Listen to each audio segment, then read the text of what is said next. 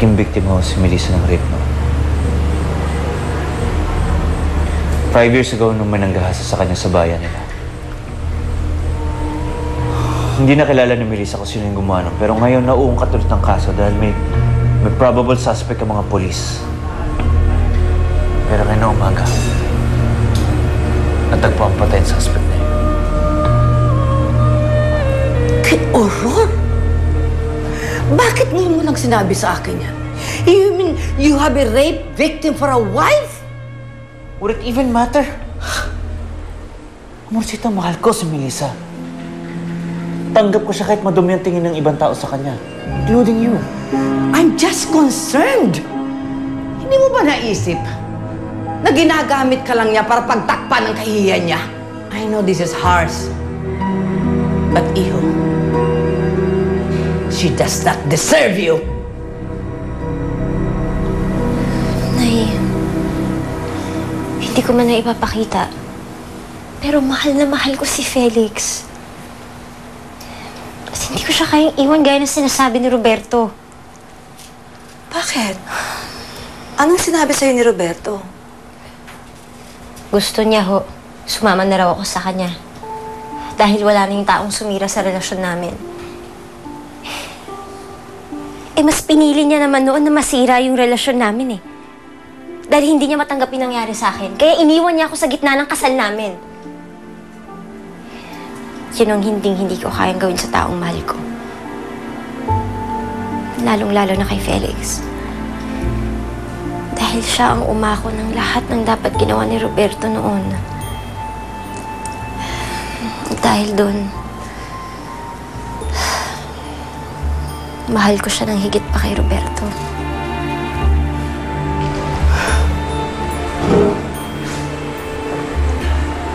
Amorsita, kaya niyo nasasabi yan kasi hindi niyo alam ang totoo. You know, honestly, I'm the one who doesn't deserve her. Felix, come on. Bakit mo nasabi yan? Matino kang lalaki, Felix. You were an eligible bachelor then. Galing ka sa angka ng mayaman. You were a prize catch kasi pinakaslan mo yung babae niyan kahit alam mong ni-rape siya. Alam mo, anak, mahal na mahal ka ng Diyos. Hindi ka niya pinababayaan. Tinanggal man niya sa'yo ang isang tao. Yun ay sa dahilang meron siyang gustong ipalit sa'yo. Yung mas nararapat para sa'yo. At si Felix yun. Sige, Nay. Sisikapin kong kalimutan ng lahat.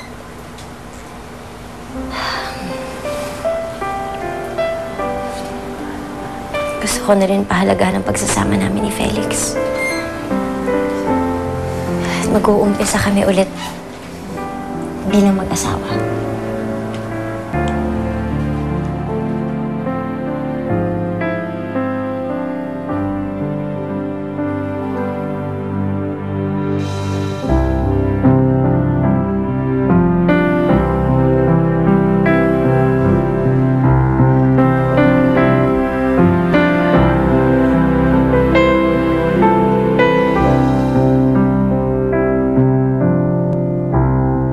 Sige, nagpapasalamat ako sa tulong mo. Pero hindi ibig sabihin na masasama ako sa'yo. Uumpisa na ako ng bagong buhay kasamang lalaking mahal ko. Si Felix yun.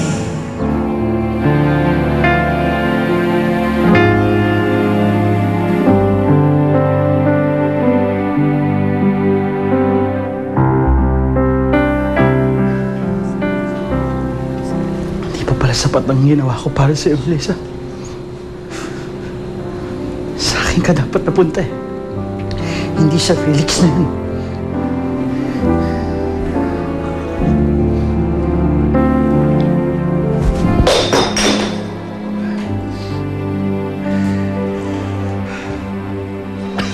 Get out! Get out of here! Ano ba?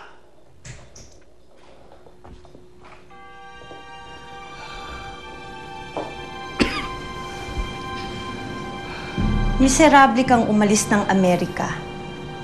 miserable pa rin kitang madadatnan dito.